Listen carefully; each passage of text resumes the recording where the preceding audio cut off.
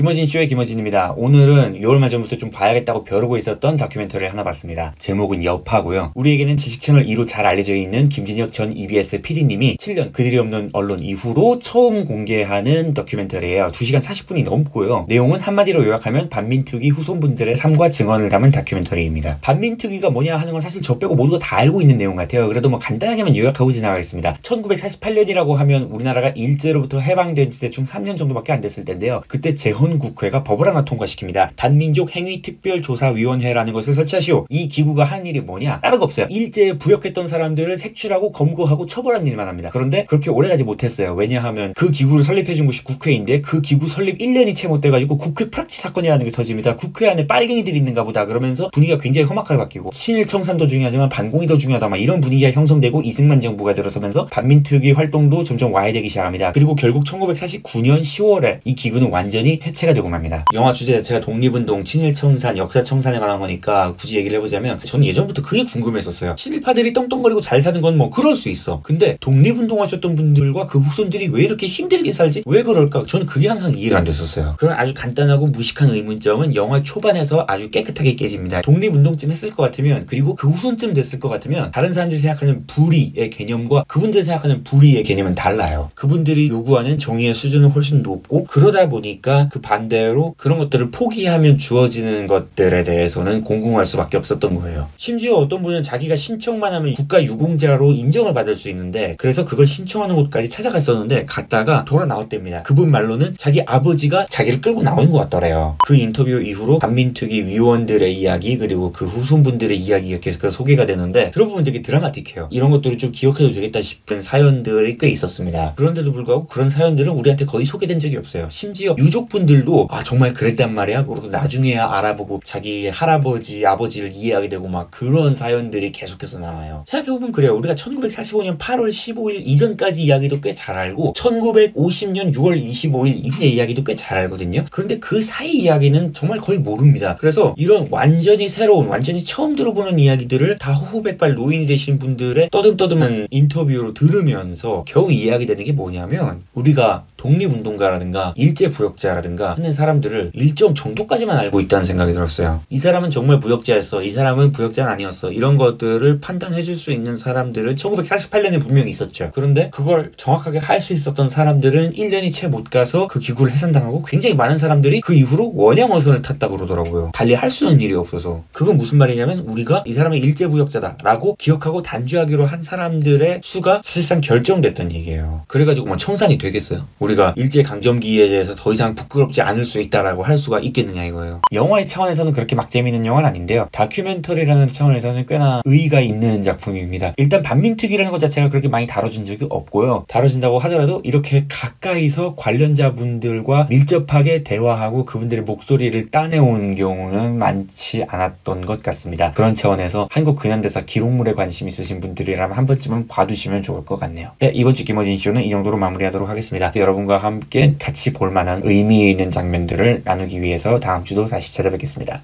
김어진이었습니다. 감사합니다.